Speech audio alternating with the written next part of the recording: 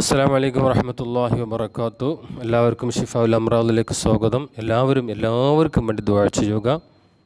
എൻ്റെ വോയിസ് നിങ്ങൾ പൂർണ്ണമായി കേൾക്കുക, എല്ലാവർക്കും എത്തിച്ചു കൊടുക്കുക. നമ്മുടെ കുടുംബങ്ങൾ, നമ്മുടെ മക്കൾ, നമ്മുടെ അയൽവാസികൾ, പരിചയമുള്ള ആൾക്കും എത്തിച്ചു കൊടുക്കുക. എല്ലാവരും പഠിക്കട്ടെ, എല്ലാവർക്കും കാര്യങ്ങളൊക്കെ അറിയട്ടെ.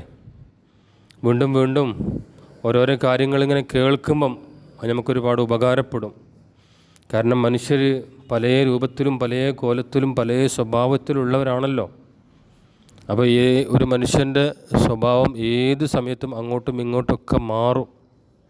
അപ്പോൾ ഒരു മനുഷ്യനെയും വിശ്വസിക്കാൻ പറ്റാത്ത ഒരു സമയമാണിപ്പം. അപ്പോൾ എല്ലാവരും വിശ്വസിക്കുന്നവരാവണം, സ്നേഹിക്കുന്നവരാവണം. അതിനുവേണ്ടി എൻ്റെ വോയിസുകൾ കേൾക്കുക, ഷെയർ ചെയ്ത് കൊടുക്കുക കേട്ടോ. ഇൻഷാ അല്ലാഹ്, അള്ളാഹു റാഹത്താക്കി തരട്ടെ. ഇന്ന് മനുഷ്യരുടെ കൂട്ടത്തിൽ കൂടുതൽ ആളുകളും ദേഷ്യം പിടിക്കുന്ന ആളുകളാണ്. ഒന്നുമില്ലെങ്കിലും വെറുതെ ദേഷ്യം പിടിക്കും. ഇപ്പോൾ ഉദാഹരണം പറഞ്ഞാൽ നമ്മുടെ മക്കൾ, നിങ്ങൾക്കറിയാലോ, നമുക്ക് ആൺമക്കളും പെൺമക്കളും ചെറുതും വലുതൊക്കെ ഉണ്ടാവും. നിസ്സാര ചെറിയ ഒരു കാര്യത്തിന് നമ്മുടെ മക്കൾ മാതാപിതാക്കളോട് ദേഷ്യപ്പെടുന്ന ഒരു സമയമാണിപ്പം. അതുപോലെ മറ്റൊരു നിസ്സാര കാര്യത്തിന് ഭർത്താവ് ഭാര്യയോട് ദേഷ്യപ്പെടും. നേരെ തിരിച്ച് ഭാര്യ ഭർത്താവിനോടും ദേഷ്യപ്പെടും. അതുപോലെ വലിയവരായ നമുക്ക് നമ്മുടേതായ മാതാപിതാക്കൾ, പ്രായമുള്ള മാതാപിതാക്കളുണ്ടാവും. അവരോടും ചെറിയ നിസ്സാര കാര്യങ്ങൾക്കും അല്ലെങ്കിൽ അവരെന്തെങ്കിലും പറഞ്ഞാലൊക്കെ നമ്മൾ അവരോടും ദേഷ്യപ്പെടും. മൊത്തത്തിൽ എല്ലാവർക്കും ദേഷ്യമാണ്. ക്ഷമിക്കാൻ ആർക്കും കഴിയുന്നില്ല. തൊട്ടതിനും പിടിച്ചതിനും കണ്ടതിനും കേട്ടതിനും തോണ്ടിയതിനും പറഞ്ഞതിനും എല്ലാത്തിനും ദേഷ്യം.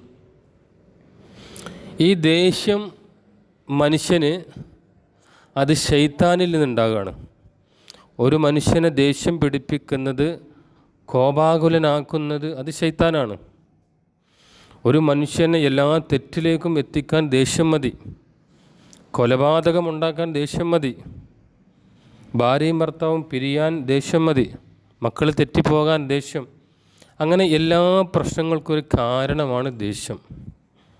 ഈ അടുത്ത് ഞാനൊരു സംഭവം അറിഞ്ഞു.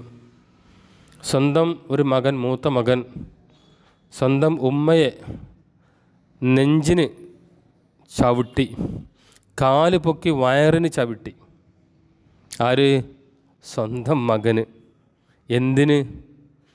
പൈസ ചോദിച്ചിട്ട് കൊടുക്കാത്തതിന്. കാരണം എന്താ? സാധാരണ അങ്ങാടിയിൽ പോയി സാധനം വാങ്ങി കൊണ്ടുവരുമ്പം ഉമ്മ ബാക്കി പൈസ ചോദിക്കൂല. 100 രൂപ കൊടുത്ത് 50 രൂപയുടെ സാധനം വാങ്ങാൻ പറയും. ബാക്കി 50 രൂപ മകനെടുക്കും. അത് ബാക്കി എവിടെയെന്ന് ചോദിക്കൂല, വാങ്ങി വെക്കൂല. അങ്ങനെ മകനത് ശീലായി. അവസാനം കുറച്ചധികം പൈസൻ്റെ ആവശ്യം വന്നപ്പോൾ ഉമ്മാനോട് ചോദിച്ചു. ഉമ്മാൻ്റെ അടുത്ത് കൊടുക്കാനില്ല. ബാപ്പ ഗൾഫിലാണ്. മകന് ദേഷ്യം വന്നു. മകൻ ഉമ്മാൻ്റെ വയറ്റത്ത് ചവിട്ടി. ഉമ്മ മലർന്നു വീണു. മകൻ ഓടി രക്ഷപ്പെട്ടു. ഇതാണ് ഇന്നത്തെ ഈ ഒരു മനുഷ്യന്മാരുടെ അവസ്ഥ. അപ്പോൾ എല്ലാത്തിനും ദേഷ്യം പിടിക്കും. അപ്പോൾ ചെറിയ കുട്ടികളാകുമ്പം തന്നെ അവരെ നമ്മുടെ നിയന്ത്രണത്തിൽ, ഇസ്ലാമിക ബോധത്തിൽ വളർത്തിയെടുത്താൽ ഇങ്ങനെ ഒരു ചവിട്ട് കൊള്ളേണ്ട ആവശ്യം ഒരു ഉമ്മക്കും ഒരു ഉപ്പക്കും ഉണ്ടാവില്ല. ചുരുക്കി പറഞ്ഞാൽ ദേഷ്യമാണ് ഇന്ന് പലതിനും കാരണം. നമ്മൾ മനസ്സിലാക്കുക, എത്ര ദേഷ്യം വന്നാലും നമ്മളെ മനസ്സിനെ നമ്മൾ നിയന്ത്രിച്ച് നിർത്തണം. മനസ്സിനെ നിയന്ത്രിക്കാം. ഇസ്ലാമിൽ അള്ളാഹുവിൻ്റെ റസൂൽ പറഞ്ഞ കുറേ കാര്യങ്ങളുണ്ട്. ദേഷ്യം പിടിച്ചാൽ നമ്മളിങ്ങനെ നിന്നുകൊണ്ട് സംസാരിക്കുന്ന അവസരത്തിൽ ദേഷ്യം പിടിക്കാൻ അവിടെ ഇരിക്കുക, കസാലയിൽ അല്ലെങ്കിൽ നിലത്തിരിക്കുക. എന്നിട്ടും ദേഷ്യം പിടിക്കുകയാണെങ്കിൽ എന്താക്കുക? വേഗം വെള്ളം കൊണ്ട് മുഖം കഴുകുക, അല്ലെങ്കിൽ ഒളുണ്ടാക്കുക, അല്ലെങ്കിൽ അവിടെ കിടക്കുക. അതൊന്നും അല്ലെങ്കിൽ ദേഷ്യം പിടിക്കുമ്പോൾ വേഗം ആ സന്ദർഭം, ആ സ്ഥലം വിട്ട് വേഗം അവിടെ നിന്ന് മാറിപ്പോവുക. ഇങ്ങനെ പല കാര്യങ്ങൾ ചെയ്താൽ ആ ദേഷ്യത്തിൽ നമുക്ക് രക്ഷപ്പെടാൻ പറ്റും. അല്ലെങ്കിൽ ഞാനും ദേഷ്യം പിടിക്കും, നിങ്ങളും ദേഷ്യം പിടിക്കും. പിന്നെ അവിടെ പ്രശ്നമായി, വാക്കുതർക്കമായി, അടിയായി, തെറ്റായി, മിണ്ടാതിരിക്കലായി, അയൽവക്ക പ്രശ്നമായി, കുടുംബ പ്രശ്നമായി, ദേഷ്യമായി, കണ്ണേറായി, നാവേറായി, പോരായി, അസൂയയായി, സിഹിറായി, ഇങ്ങനെ പലതിലേക്കും എത്തിക്കും. എന്ത്? ഒരു ചെറിയ വാക്ക് തർക്കത്തിൽ നിന്നും ദേഷ്യം പിടിച്ച് വന്ന കാരണം. അപ്പോൾ ഫസ്റ്റ് തന്നെ ആ ദേഷ്യത്തിനെ അങ്ങോട്ട് നിയന്ത്രിക്കുക. ദേഷ്യത്തിനെ നിയന്ത്രിക്കാൻ നമുക്ക് കഴിയും. അത് നമ്മൾ തയ്യാറാവണം. അതിന് ഈ പറഞ്ഞ കാര്യങ്ങൾ ഏതെങ്കിലും ചെന്നാൽ മതി. പിന്നെ അഊദു ബില്ലാഹി മിനശ് ശൈത്വാനിർ റജീം പറഞ്ഞുകൊണ്ടിരിക്കുക, വേഗം സ്ഥലം മാറുക. ഇങ്ങനെ ചെയ്താൽ ദേഷ്യത്തിൽ നമുക്ക് രക്ഷപ്പെടാൻ പറ്റും. അല്ലെങ്കിൽ ദേഷ്യം കാരണം പലതും നമുക്ക് സംഭവിക്കും, പലതും അനുഭവിക്കേണ്ടി വരും. പല കുടുംബങ്ങളും തെറ്റിപ്പിരിഞ്ഞത് വാക്ക് തെറ്റിലൂടെ ഇങ്ങനെ പോയ ഒരുപാട് കുടുംബങ്ങൾ ഇന്ന് ഖേദിക്കുന്നുണ്ട്, ഒന്ന് മിണ്ടാൻ വേണ്ടിയിട്ട്. അയൽവക്കക്കാർ തമ്മിൽ ഒന്ന് മിണ്ടി കിട്ടാൻ വേണ്ടി ഒരു കാരണം കിട്ടാതെ കഴിയുന്നവരുണ്ട്. രണ്ട് സുഹൃത്തുക്കൾ തമ്മിൽ വർഷങ്ങളായി മിണ്ടിയിട്ട് ചെറിയ കാരണം കൊണ്ട് തെറ്റിയതാണ്, പക്ഷേ രണ്ടുപേർക്ക് മിണ്ടാൻ സാധിക്കുന്നില്ല. അവരുടെ ഈഗോ, അവരുടെ ആ കിബിർ അതിന് സമ്മതിക്കുന്നില്ല.